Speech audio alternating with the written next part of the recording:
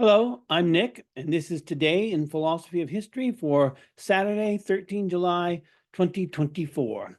It is the 104th anniversary of the birth of Hans Blumenberg, who was born in Lübeck on this date in 1920. One way we could classify philosophies of history would be to divide them accordingly as the philosopher who formulated them was interested in a given period of history or in a given division of time. You'd think that philosophers of history would all be focused on the past, but this isn't invariably the case. In my episode on Karl Jaspers, I argued that Jaspers was primarily interested in the present, and there are other philosophers of history who primarily focus on bringing the insights of history to bear upon the present. I could argue that Fichte's concern in his book, Characteristics of the Present Age, was an interest in placing the present within a larger historical context, which is the known, which therefore locates us historically within the totality of history. Isaiah Berlin characterizes this task of placing us within the entire context of history as the central concern of Russian historicists. Ernst Bloch, by contrast, was primarily interested in the future in the form of the as yet. And in my episode on Hermann Kahn, I characterized his futurism as an expansion of historical consciousness to the future. Beyond the past, present, future division of time, philosophers may also be particularly interested in a given period of history. We saw that Isaiah Berlin was primarily interested in the Enlightenment and the counter-Enlightenment reaction.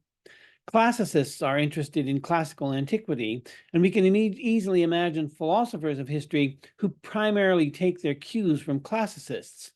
For example, I've discussed historians like Edward Gibbon, who spent his efforts on the history of Rome, and Gibbon has been, for many, a paradigmatic historian whose historical works inspire philosophical analysis and reflection. And in my recent episode on Mark Bloch, I noted that he was a medievalist whose interest was primarily focused on the Middle Ages. Blumenberg was primarily interested in modernity, and he belongs to a class of philosophers of history whose interest has been in understanding modernity. The meaning and significance of modernity was at the center of Blumenberg's contribution to the philosophy of history. One of the expressions of this interest in modernity was Blumenberg's interest in the origins of modernity. There is no agreement on what constitutes modernity, so there is no agreement as to how we are to trace the origins of modernity. For example, some have argued that Petrarch's ascent of Mount Ventoux on 26 April 1336 was a quintessentially modern moment, even if it occurred in the late Middle Ages. In my episode on Petrarch's ascent of Mount Ventoux, I quoted from Blumenberg, who had argued that this mountain climbing episode was a moment that oscillates between epochs. Blumenberg wrote, quote, "As one of the great moments that oscillate indecisively between epochs, I would like to mark April 26, 1336, when Petrarch ascended Mount Ventoux, purely out of the desire, as he writes, to see the unusual altitude of this place. The comparatively modest excursion is stylized into a symbolic adventure in which desire verging on the sinful and pious timidity before what he had never set foot upon, daring and fear, presumption and self-recollection combine in an event whose attributes one could label deeply medieval just as much as early modern," unquote. So for Blumenberg, Petrarch's ascent of Mount Ventoux wasn't completely medieval, and it wasn't yet fully modern, but we could call this an intimation of modernity insofar as it suggests further developments to come. Another approach to the origins of modernity is Blumenberg's The Genesis of the Copernican World, which explores the differences between ancient and medieval cosmology and how this translated into distinct conceptions of time. I particularly love the opening paragraph of the introduction to this book. Quote, "The combined circumstance that we live on Earth and we are able to see the stars, that the conditions necessary for life do not exclude those necessary for vision or vice versa, is a remarkably improbable one. This is because the medium in which we live is, on the one hand, just thick enough to enable us to breathe and to prevent us from being burned up by cosmic rays, while on the other hand, it is not so opaque as to absorb entirely the light of the stars and block any view of the universe. What a fragile balance between the indispensable and the sublime, unquote. This isn't obviously about the origins of modernity, but our outlook on the world, not least our outlook on the cosmos and our place within it, is part of Blumenberg's theme, since our conception of our relationship to the heavens changes over time, and any one conception of that relationship can define an epoch. Petrarch's ascent of Mount Ventoux represented a conception of the cosmos in relation to human interests that was beginning to change. The work of Copernicus constitutes a further change in our conception of our place within the cosmos. Blumenberg dramatizes the relationship of human beings to the universe in the story of Petrarch's ascent of Mount Ventoux, as well as in the view we have of the night sky standing upon the surface of the earth. Further along in the genesis of the Copernican world, Blumenberg writes, quote, Nietzsche saw in this consequence of Copernicanism the nihilistic impetus of an immense devaluation and eccentricity of man.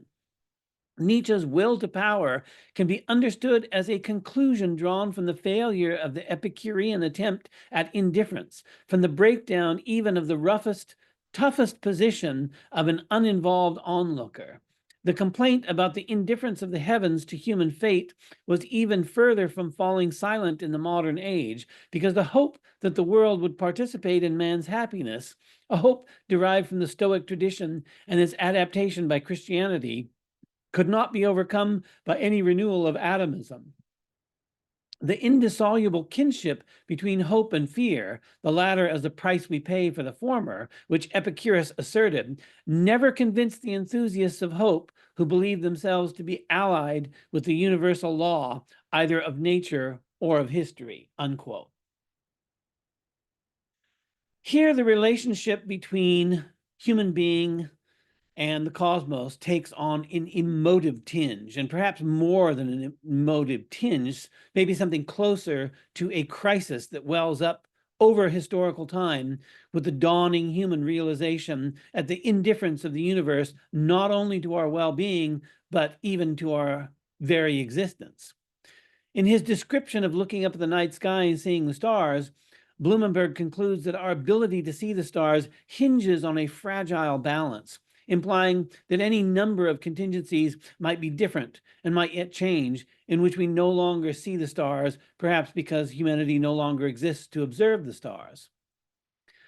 Blumenberg's interest in the relationship of humanity to the cosmos as one of observation suggests a relationship to the Husserlian conception of intentionality, that is to say, that all acts of consciousness are intentional insofar as they involve a relationship between subject and object. There is no objectless perception, no consciousness without an object of consciousness. Blumenberg gives us the human relationship to the cosmos as observer and object, differently mediated in different ages, to be sure, sometimes given to us as Petrarch's view of the world from the summit of Mount Ventoux, sometimes given to us as our view of the stars from the surface of Earth, and sometimes given to us by Copernicus' heliocentric theory. These distinct ages of the understanding of man's place in nature can be expressed as different intentionalities of humanity in the cosmos. And we know that Blumenberg was influenced by Husserl.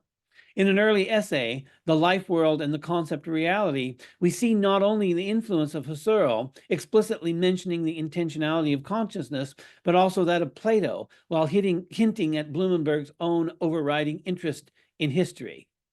In the quote that follows, Blumenberg has, in the prior paragraph, imagined what the search for scientific knowledge within Plato's cave would be like before the philosopher ascends out of the cave in the light of the good.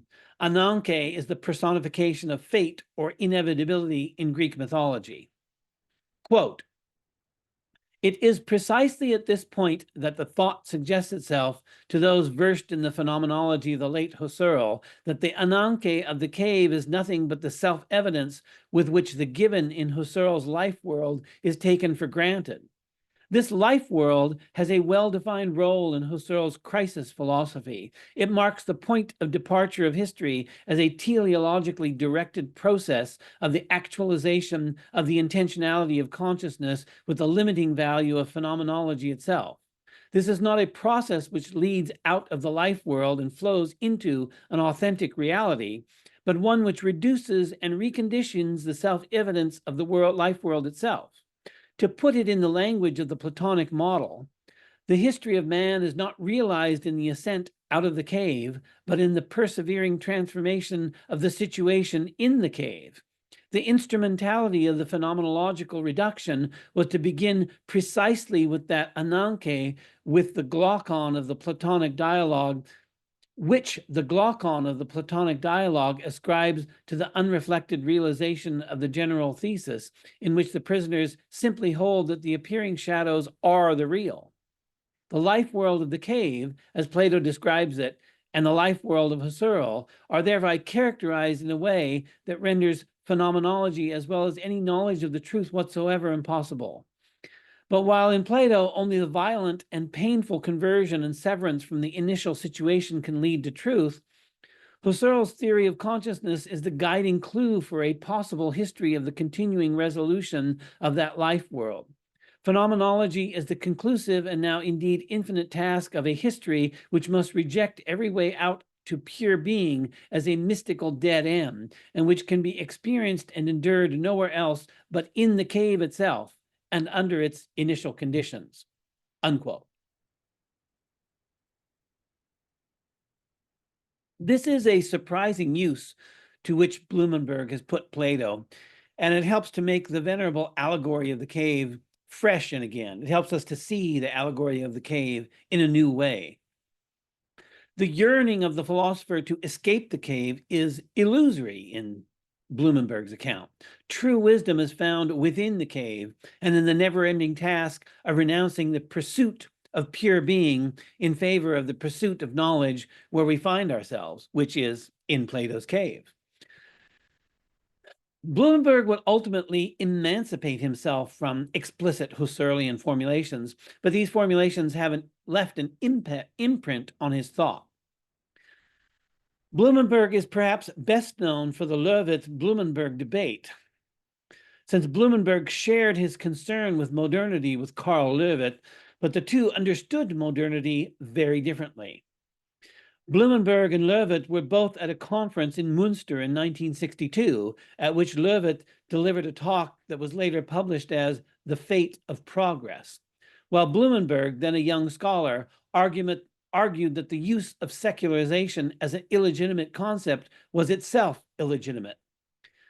Löwith's work was part of a critique of the idea of progress, which became dominant in the 20th century.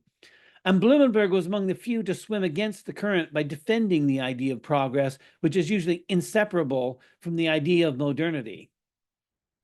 Blumenberg's The Legitimacy of the Modern Age, published in 1966, was a response to Karl Löwith's Meaning in History of 1949, in which Löwith had argued that modernity was essentially a bastardized secularization of earlier theological concepts of history. Blumenberg defended the autonomy and legitimacy of modernity against Löwith's argument. Here's the opening paragraph of The Legitimacy of the Modern Age. Quote, "What the term secularization signifies should, it seems, be readily determinable. Whether as an observation, a reproach, or an endorsement, everyone is familiar with this designation for a long-term process by which a disappearance of religious ties, attitudes to transcendence, expectations of an afterlife, ritual performances, and firmly established turns of speech is driven onward in both private and public daily life. One need not even stick to the data, though of course they are easiest to fix empirically and statistically, of institutional membership and influence, which are characterized by a higher degree of inertia than their motivational basis in the human life world. It used to be one of those standing terms of speech to lament the world's becoming ever more worldly rather than ever more less so, even while now what is asserted is that the modern age is an epoch of pure worldliness and its body politic is accordingly the secular state, unquote. The Löwith-Blumenberg debate began as a debate over the philosophy of history and what it means, or its legitimacy as a discipline. Löwith argued that the philosophy of history was a secularization of Christian eschatological themes and therefore not a real philosophy. And this is from Löwith's Meaning History. Quote, philosophy of history is entirely dependent on theology of history, in particular on the theological concept of history as a history of fulfillment and salvation. But then philosophy of history cannot be a science, for how could one verify the belief in salvation on scientific grounds?